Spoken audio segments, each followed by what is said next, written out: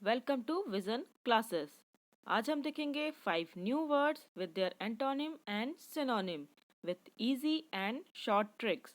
उम्मीद करती हूँ कि आप लोगों ने मेरे लास्ट के 2 वीडियोस देख लिए होंगे और आपको 10 वोकेबलरी लर्न हो गई होगी। और अगर आपने नहीं देखे हैं तो उसकी लिंक डिस्क्रिप्शन बॉक्स में दी हुई है। और उम्मीद करती हूँ कि आप पेन और पेपर लेकर मेरे साथ रेडी है। So let's start. Our first word is circumvent. Circumvent एक वर्ब है। Now let's see the picture. आप देख रहे हैं इस पिक्चर में कि ये आदमी आगे आगे भाग रहा है और प्रॉब्लम्स उसके पीछे पीछे भाग रही है। तो आप पिक्चर को उस वर्ड से लिंक कीजिए तो ऑटोमेटिकली आपको इसका मीनिंग पता चल जाएगा, है ना। ये सेकंड पिक्चर में भी आप क्या देख रहे हो कि वो आदमी आगे आगे भाग रहा है और प्रॉब्लम उसे पकड़ रही है। तो कहीं ना कहीं आपको समझ में आ गया होगा इसका मीनिंग क्या है, कि प्रॉब्लम से भागना या किसी परेशानी से बचने के उपाय ढूंढना।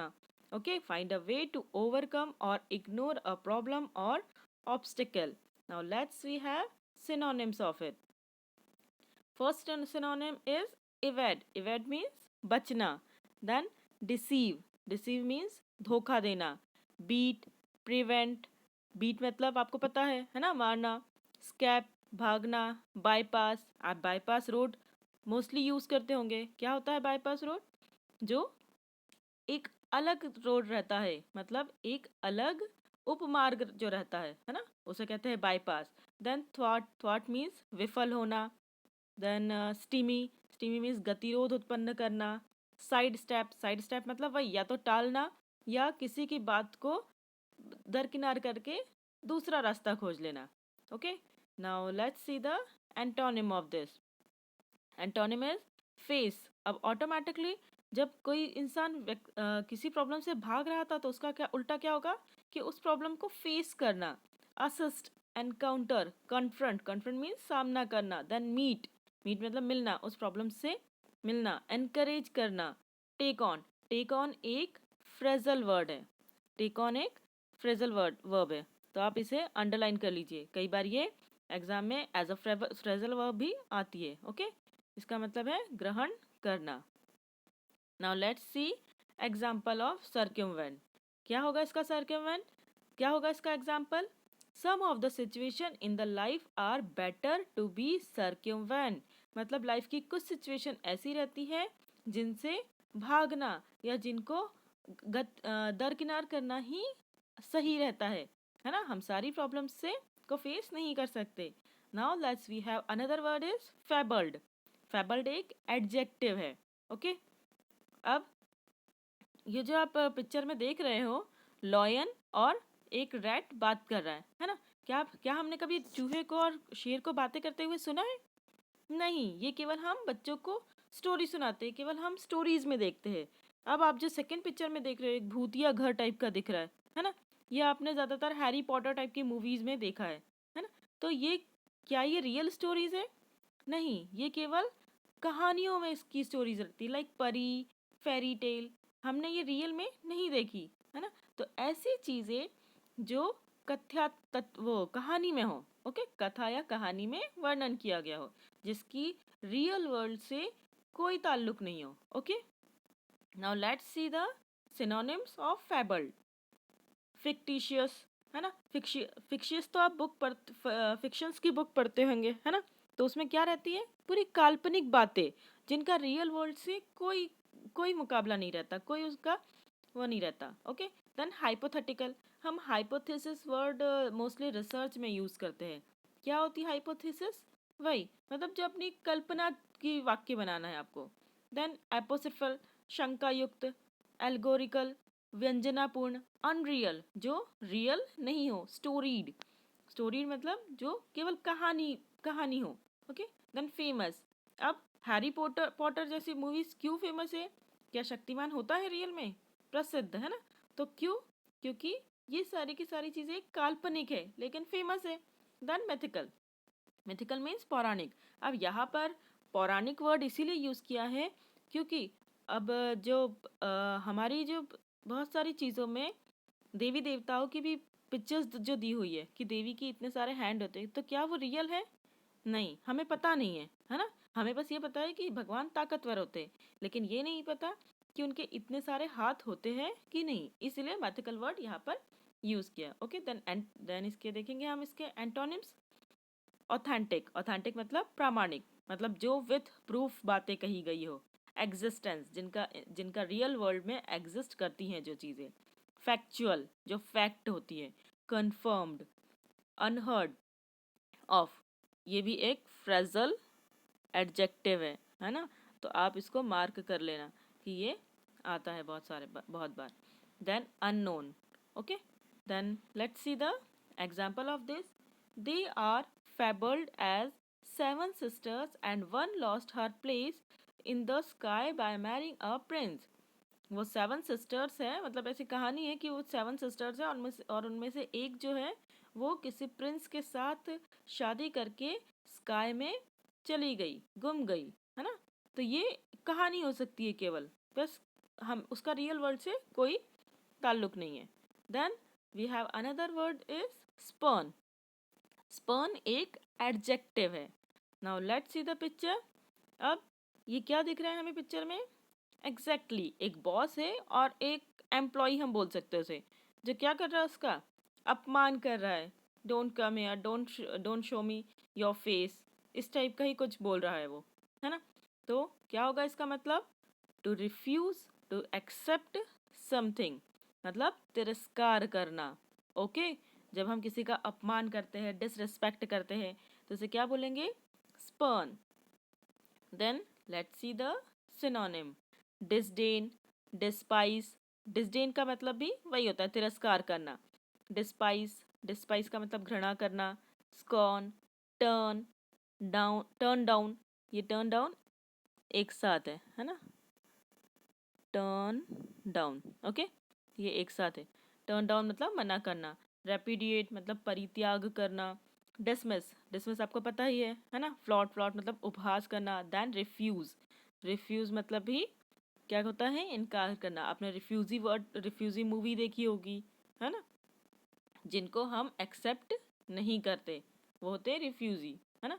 Then let's see antonyms. Accept, क्या होंगे इनके अपोजिट?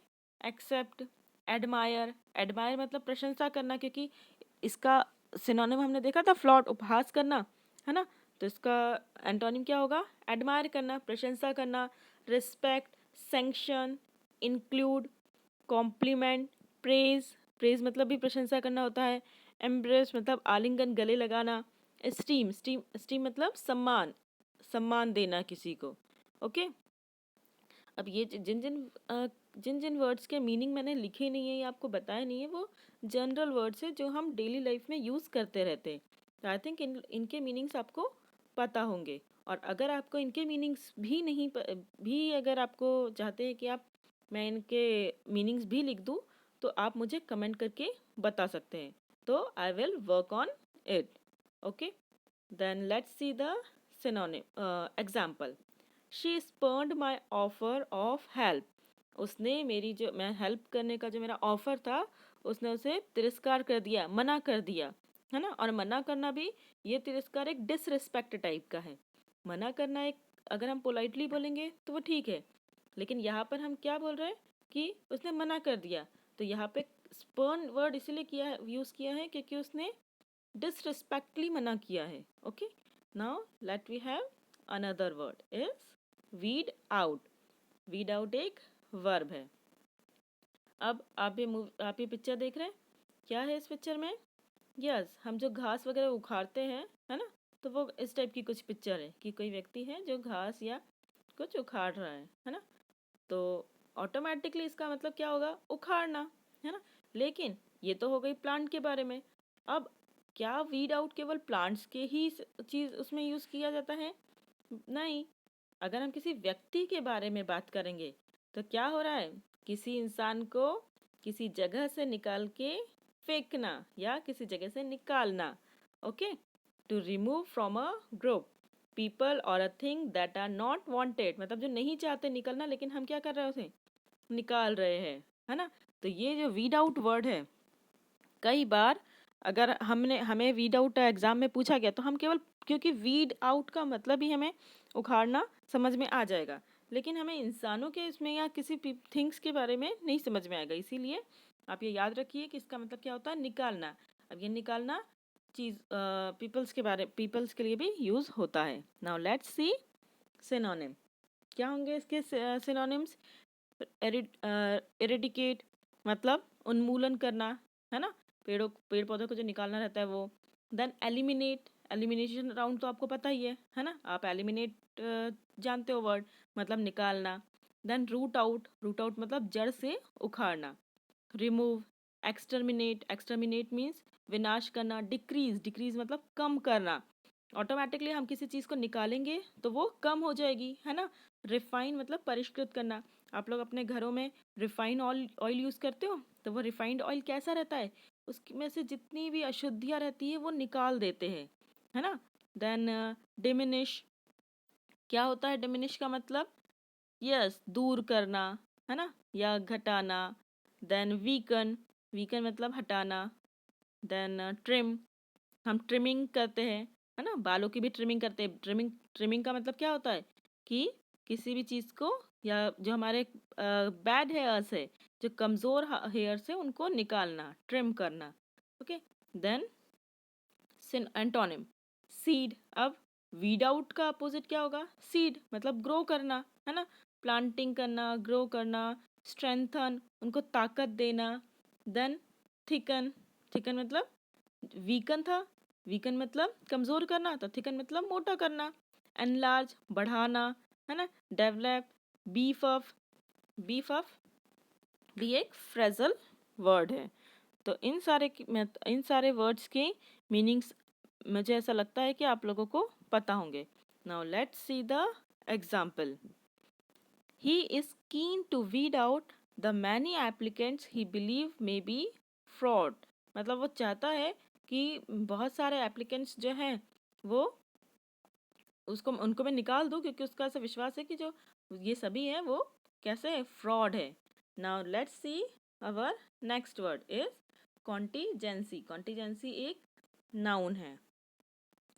क्या देख रहे हैं आप पिक्चर में? यस, ओ माय गॉड, ये तो कुछ एक्सीडेंट दिख रहा है ना। हमें दो गाड़ी दिख रही है, उसका कुछ एक्सीडेंट हो गया है। तो नाउ कॉन्टीजेंसी का मतलब क्या होता है? आप पिक्चर से वर्ड को लिंक कीजिए तो ऑटोमेटिकली आपको जेंसी वर्ड आया है ना। इस जेंसी वर्ड से आप एमरजेंसी वर्ड याद रख लीजिए, है ना। तो आपको ऑटोमेटिकली याद हो जाएगा कि इसका मतलब क्या होता है। कोई भी आकस्मिक घटना, अ फ्यूचर इवेंट और circumstance which is possible but can not be predicted with certainty.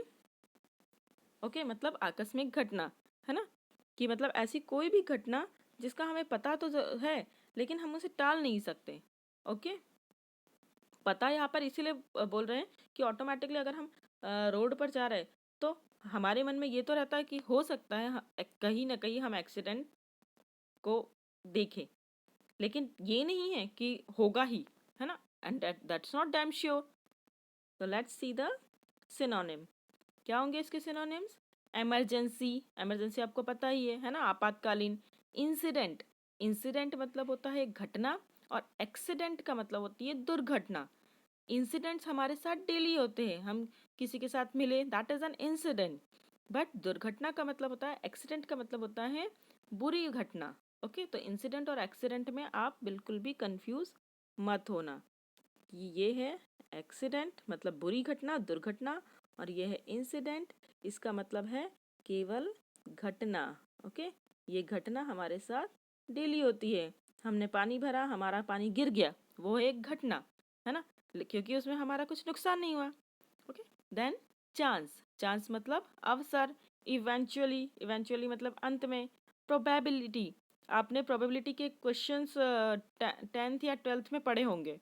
क्या होते हैं प्रोबेबिलिटी? मतलब संभावना, कि हमने क्या बोलते हैं, हम वहाँ गए और हमारी हमारी प्रोबेबिलिटी थी कि हम वहाँ पे अपने फ्रेंड से मिल गए। Okay, that is probability.